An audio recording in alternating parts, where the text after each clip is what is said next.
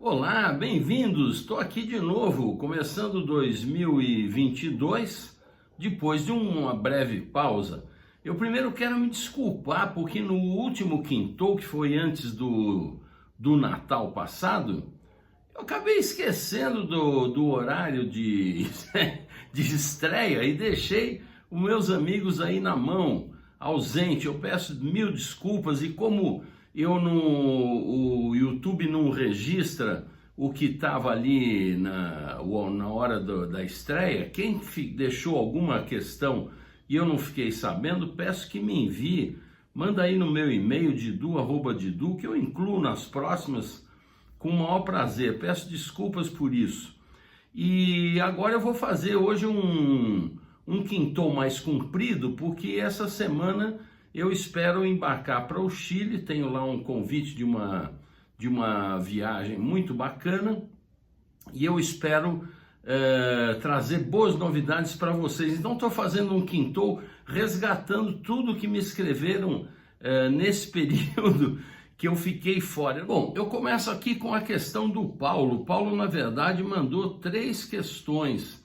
Ele me conta que abriu um vinho da uva Merlot brasileiro de bom nome e que pela primeira vez ele sentiu um forte odor de ovo podre, pois entre parênteses sulfito.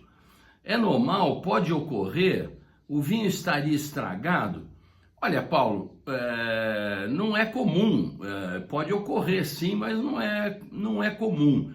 Você falou bem, isso pode ser o SO2, nós não sabemos, mas pode ser também excesso de SO2, mas pode ser também um problema de redução, que se chama, quando se engarrafa o vinho e deixa muito pouco espaço para o oxigênio entre o vinho e a rolha, é comum propiciar esse tipo de aroma desagradável, de coisa estragada, como você bem falou, o ovo podre.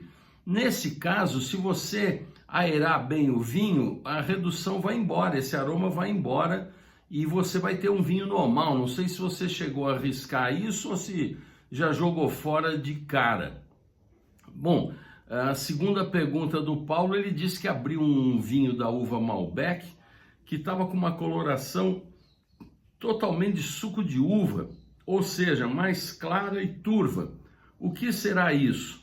Bom, eu não sei exatamente que vinho era, mas pode ser o estilo do vinho, pode ser o jeito do produtor de fazer uma extração mais delicada, pode ser um vinho não filtrado, tem várias razões. Eu não sei se você chegou a provar e se era agradável ou não, mas não é comum. O Malbec normalmente tem um estilo de bastante extração. De qualquer forma, pode ser também o estilo do vinho. Já tomei alguns bons Malbecs mais delicados, com menos extração, não filtrados, muito gostosos. E a terceira, o Paulo disse que bebeu 3 vinhos orgânicos nesse tempo, mas não teve experiência muito boa. 2 deles eram da uva Bonarda. Não gostei dessa uva.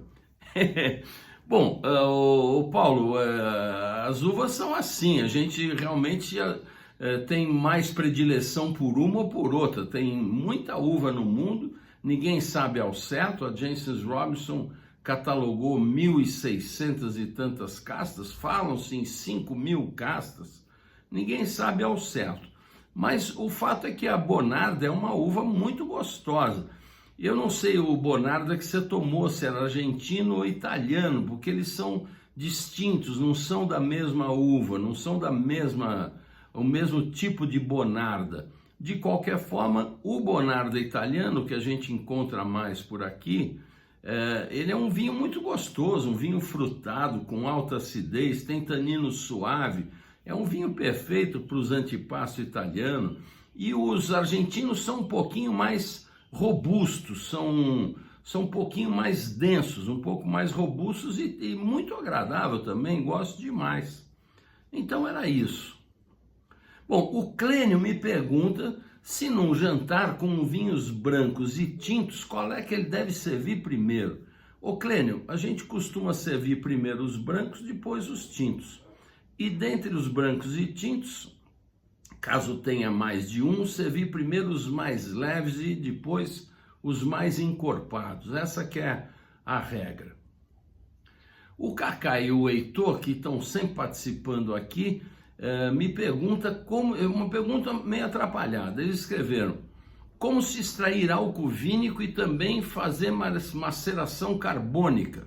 Bom, eu achei meio esquisita a pergunta, mas vou esclarecer. São duas coisas diferentes, o Cacá e Heitor.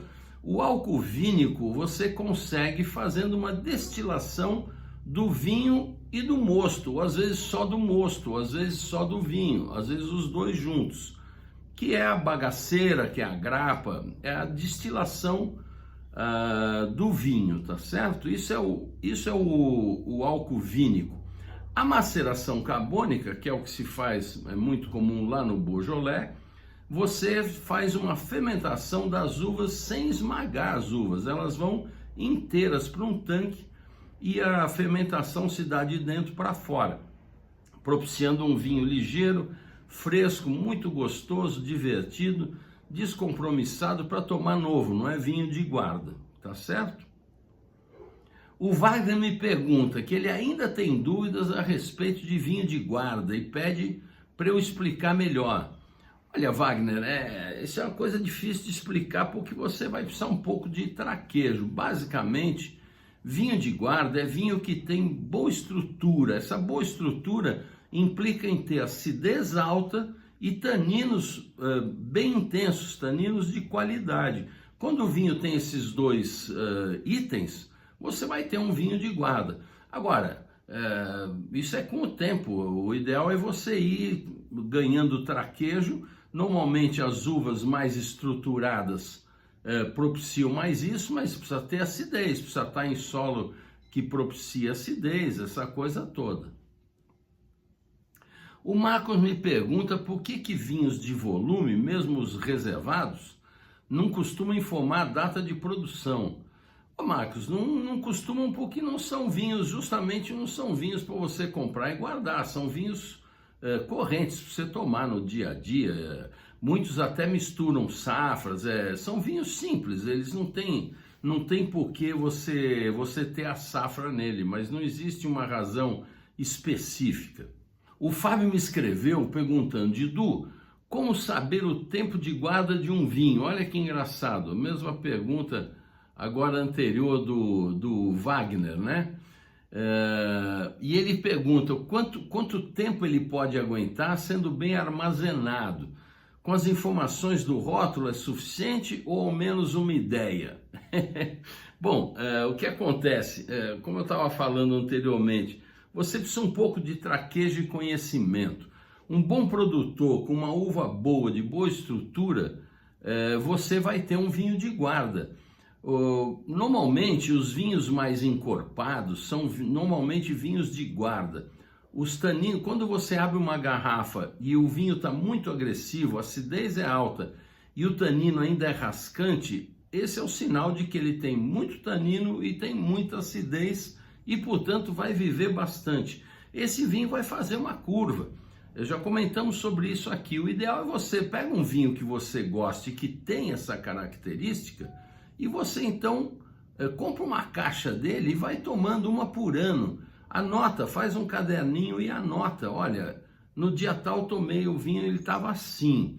No outro ano, nesse mesmo mês, nessa mesma data, você abre uma segunda garrafa. Isso é uma grande diversão para a gente fazer no mundo do vinho.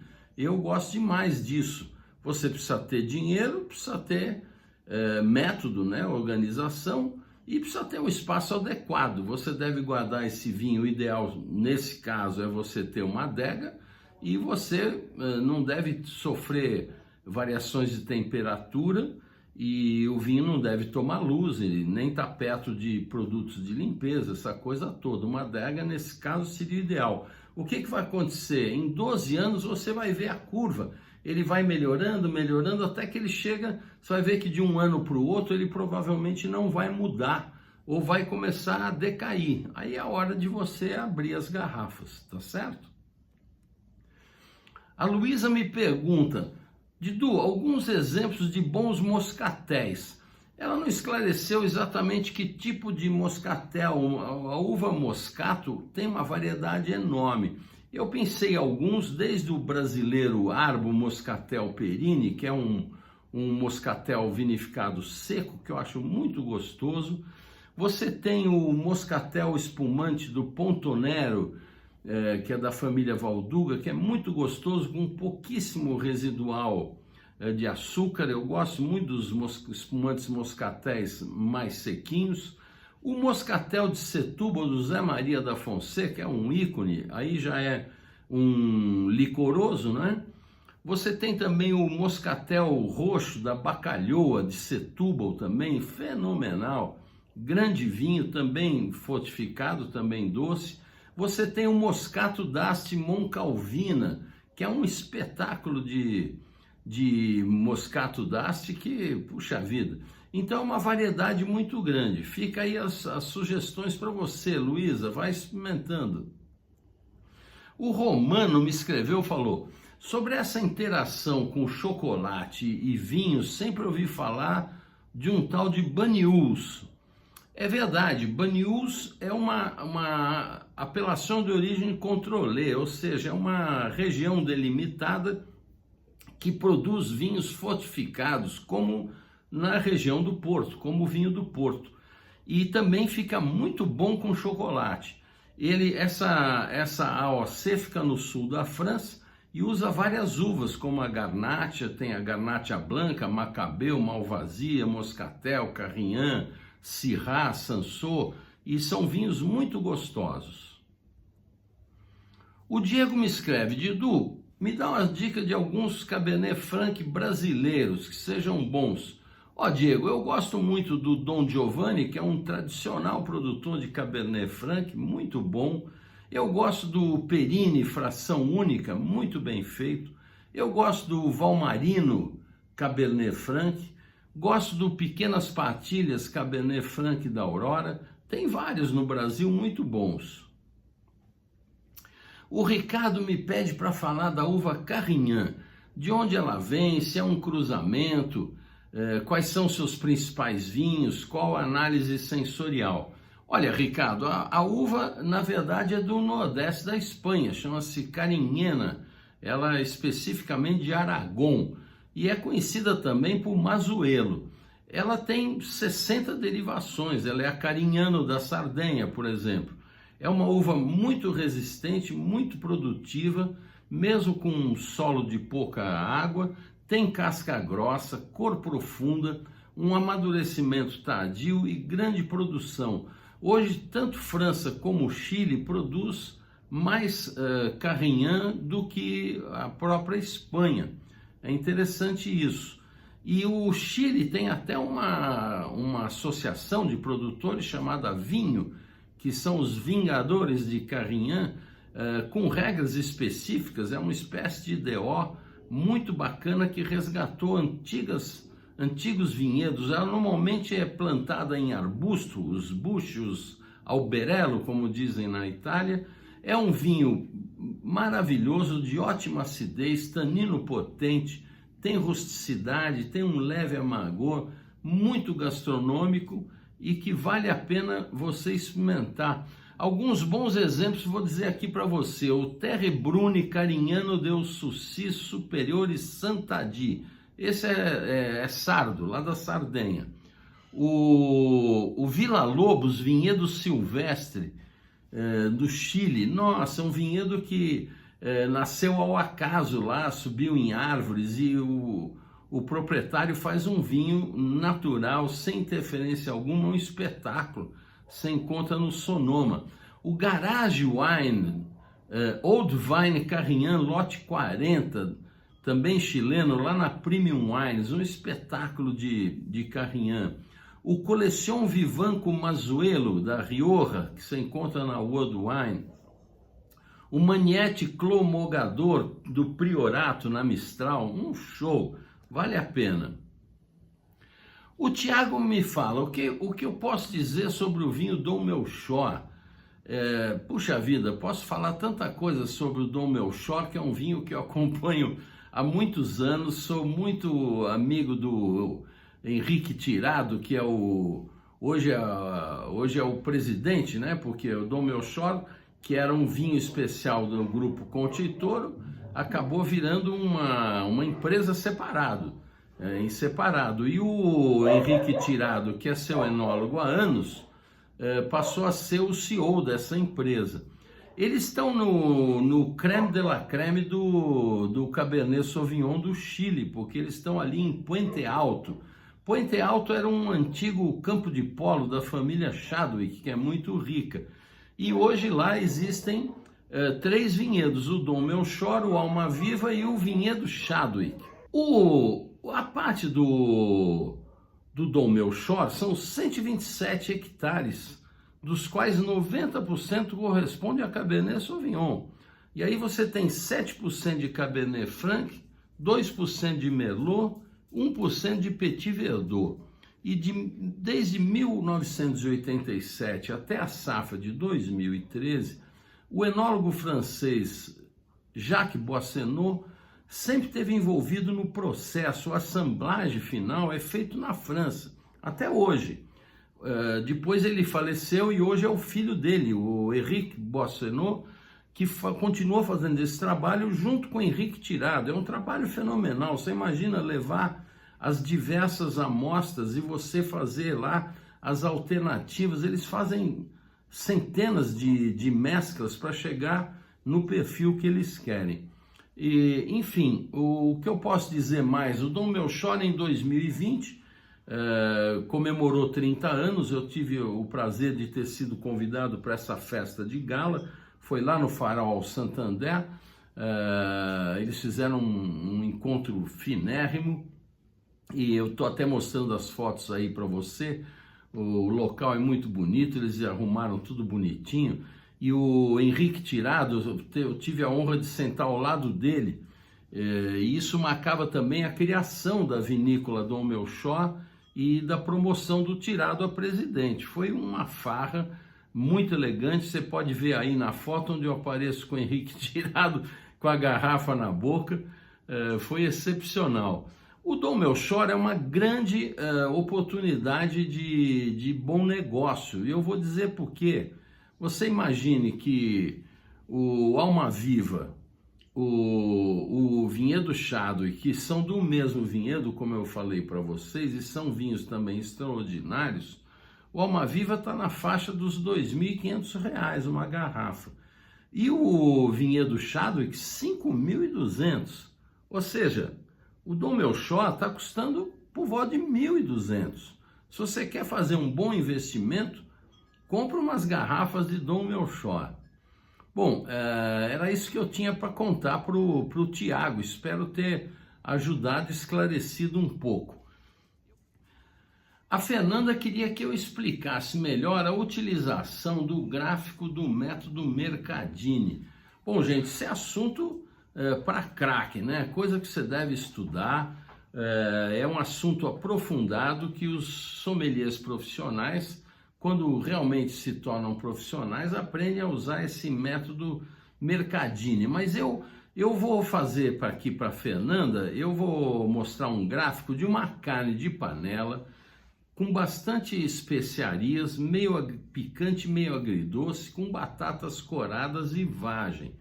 Então, o que acontece? Você está vendo aí no gráfico, o que está marcado em azul são as áreas do gráfico onde você tem os atributos do prato.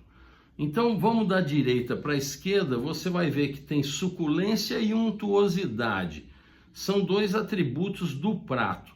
Então você deve anotar nesse gráfico o nível de intensidade desses 2 atributos. A suculência, por exemplo, no nível 8 e a untuosidade no nível 7. Tá certo? Depois você tem aqui para baixo aroma de especiaria, amargor, nível de sabor, ou seja, intensidade e tendência à acidez. Então também vão marcar ali o nível de acidez e tendência ao doce e a intensidade de sabor 7, e aromas de especiaria e amargor nível 6, tá certo? Depois nós vamos para a tendência à doçura e teor de gordura. A tendência à doçura no gráfico do Mercadinho não se refere a açúcar, como a gente imagina a doçura, não. No caso deles, são tortas, massas, tanto macarrão como quiches, tortas, isso, toda essa coisa da farinha seria a tendência ao doce. E também o teor de gordura. Então, no caso desses dois itens, levariam para o lado oposto, para acidez e efervescência, que é o que harmoniza. Então, o nível de acidez e efervescência seria bem baixo. Agora, se você olhar a parte de aromas, especiarias, amargor, nível de sabor e tal, que foi também um nível elevado, vai levar para um vinho que tenha maciez, perfume e aroma. Ou seja, você sempre vai precisar de perfume, aroma e maciez num vinho com a intensidade que esses elementos de especiarias, amargor, tendência à acidez, intensidade de sabor tem no prato. Então, no gráfico vermelho, do lado de lá, onde tem o vinho, isso está no nível 7. O que acontece? O vinho indicado para um prato desse é um Malbec, por exemplo. O Malbec vai te dar a maciez, o perfume e o aroma necessário com essa intensidade e também o álcool e a tanicidade. Isso vai dar uma harmonização onde 2 mais 2 é igual a 5, porque harmonizar não é apenas combinar. O harmonizar, Fernando, é quando você junta uma coisa gostosa com outra coisa gostosa e ela se torna uma terceira coisa superior. Ajudou um pouco? O assunto já é meio técnico demais, né? Bom, o Tiago me pergunta como manter a garrafa de um Porto depois de aberto. Quanto tempo dura? Queria saber da temperatura de serviço, tudo mais. Então, na verdade, o Porto você deve guardar de pé, Tiago. Por que isso? Porque o Porto, ele primeiro que tem uma rolha excepcional e ele não precisa ficar em contato com a rolha porque ele não vai evoluir dali. Ele já está ali no seu nível de qualidade e quando ele fica muito velho, usa-se uma tenaz. Você corta essa garrafa esquentando a tenaz, que é um tesourão, no fogo e depois coloca ali no gargalo da garrafa e com um pano com gelo você faz o choque de temperatura e a garrafa se rompe. Essa é a maneira correta de abrir um Porto com muita idade. Mas de modo geral, guarda lá de pé. Você pode deixar na porta da sua geladeira embaixo. Se você ainda não vai consumir, você deixa ela num lugar fresco. Ou se for pôr na adega, não tem problema que deitar, mas você normalmente não precisa ter na adega. Deixa ela num lugar fresco e quando você for consumir, ponha na porta da geladeira por alguns instantes, porque o ideal do Porto é você tomar uns 13 graus. Normalmente, o Rubi dura 1 mês, 2 meses depois de aberto, sem problema. O Tony é a mesma coisa, porque ele já evoluiu nos balseiros, ele não está ali na garrafa deteriorado. Já o LBV, que é o Late Bottled Vintage, e os Vintage duram menos. Os LBV costumam durar 2 semanas, depois deteriora rápido. E os Vintage, que são os vinhos de anos excepcionais e que evoluem na garrafa e não nos balseiros, ele já com 1 ano e meio, 2, já vai para a garrafa, eles devem, na verdade, ser consumidos com 15, 20 anos de idade, daí para frente, porque ficam vinhos excepcionais. Agora, o mercado americano tem tomado esse vinho jovem e isso muda um pouco toda essa história. De qualquer forma, um vintage, costuma-se recomendar tomar o vintage no dia que abre. Abre sempre em mais pessoas e você toma o vintage e acabou. Ele costuma durar 1 semana. Agora, o Dominic Symington, que é um craque lá da Graham's, ele me ensinou um truque sensacional. Para durar um pouco mais, durar tipo 15 dias, uma garrafa de vintage depois de aberto, você deve decantar o vinho para se livrar das borras. Aí você lava essa garrafa, joga fora as borras, deixa ela bem limpinha, volta o vinho para lá e ele então vai durar uns 15 dias sem problema. Tá certo, Thiago? O Otávio me pergunta para eu falar sobre os vinhos da Bueno Wines. Qual é a minha opinião? E me pergunta também como harmonizar vinho bom com comida japonesa. Bom, Otávio, eu gosto demais dos vinhos do Galvão Bueno, ele tem feito coisas extraordinárias, com auxílio precioso lá tanto do pessoal da Miolo como do Roberto Cipresso, que é sócio dele em Montaltino, nos Brunello, e os vinhos dele são muito bons em todas as categorias, especialmente os Desiré. Gosto muito do Rosé Desiré, do espumante, é um espetáculo de vinho. Agora, o Anima que ele faz de Merlot, com a supervisão direta do Cipresso, na minha opinião, está entre os melhores vinhos brasileiros que já se fez. É um espetáculo de vinho. É caro, mas vale porque é a fusão do veludo com o cetim. É um espetáculo de vinho e de vida longa, viu? Vale a pena experimentar um dia na vida. E a respeito de harmonizar bom vinho com comida japonesa, a minha dica é que a comida japonesa precisa de acidez e corpo médio. Eu gosto muito de espumante. Eu acho que os espumantes secos, especialmente os brasileiros, que são joviais, frescos, eu gosto demais com a comida japonesa. E gosto também do Jerez fino. O Jerez fino fica muito bem, que aliás é um vinho coringa, com a comida japonesa. Experimente, Otávio, depois você me conta. Tem uma pergunta também de um seguidor que chama-se Implante, que pergunta qual a diferença entre espumante e prosecco. A diferença é o seguinte: prosecco é o nome de uma uva, na verdade, que é a uva glera, e prosecco, na verdade, hoje é uma denominação de origem. Então é uma uva, e esse vinho é feito pelo método Charmat, normalmente, e é um vinho espumante. Agora, o espumante é um termo mais abrangente, porque envolve não só prosecco, como uma série de outros espumantes, como os champanhes, os cremants, os Sekt alemães, os espumantes brasileiros, ou seja, o que for, de assemblagem de uvas. Mistura-se várias uvas e depois você faz com a dupla fermentação, seja pelo método Charmat, que é feito em grandes cubas, seja pelo método tradicional, que é conhecido também como champenoise, que não se deve usar esse termo a menos que seja se referindo aos espumantes de champanhe, tá certo?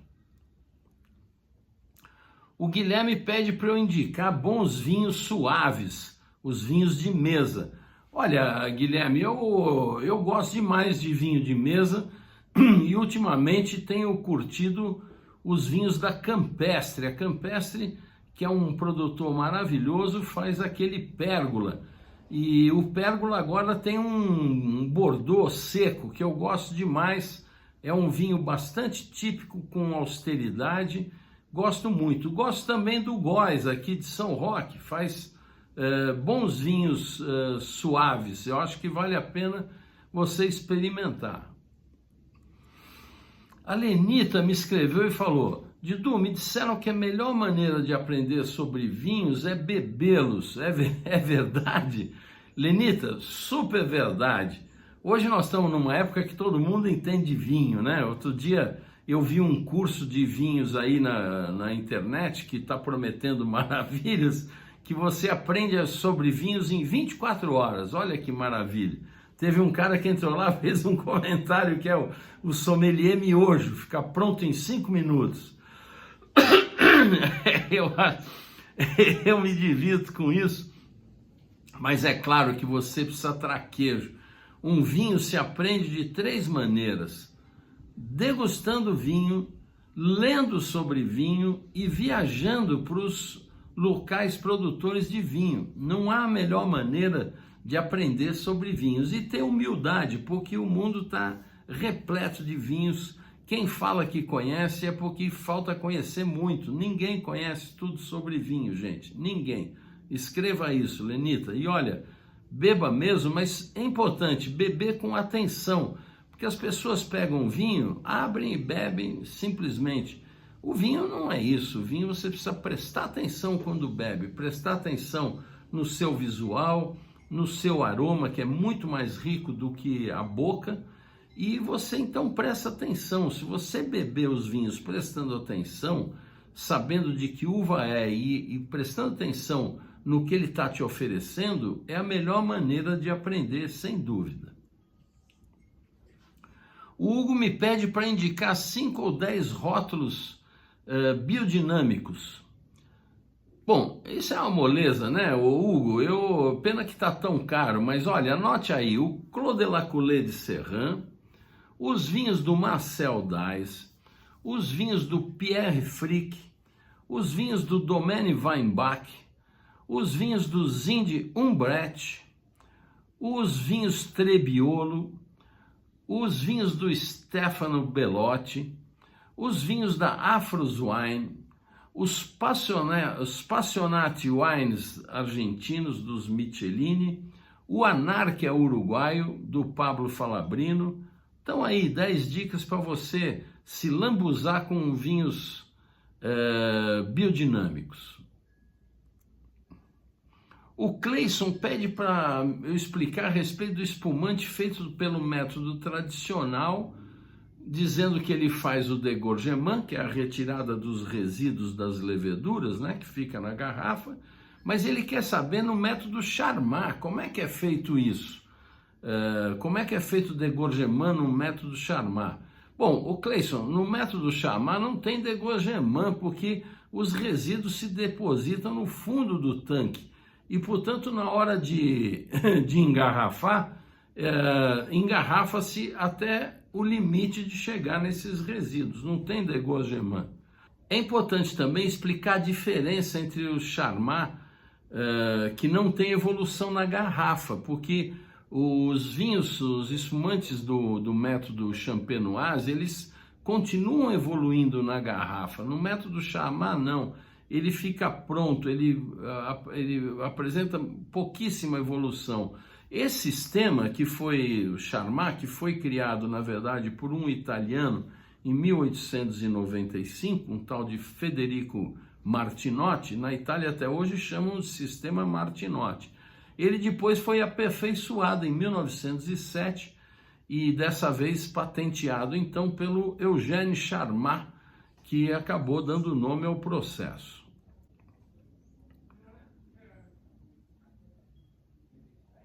Bom, eu queria indicar um vinho para vocês, que é o do meu amigo Rogério Dardot. O livro chama-se Gente, Lugares e Vinhos do Brasil. Um espetáculo. O Dardot é das pessoas mais atualizadas a respeito de produtores brasileiros e tem livros maravilhosos. É um professor, um cara de uma modéstia incrível, super gente fina. E esse livro, Gente, Lugares e Vinhos do Brasil, dá uma geral do que nós temos hoje, você vai gostar bastante. Gente, era isso. Se você gostou, peço que você deixe um like aqui, porque isso nos ajuda. E você também pode se inscrever. Inscreva-se, porque aí você, toda vez que tiver um vídeo novo, acende essa luzinha aí e você vai saber das novidades. E compartilhe, gente, me ajude a compartilhar a cultura e o conhecimento do vinho. Saúde!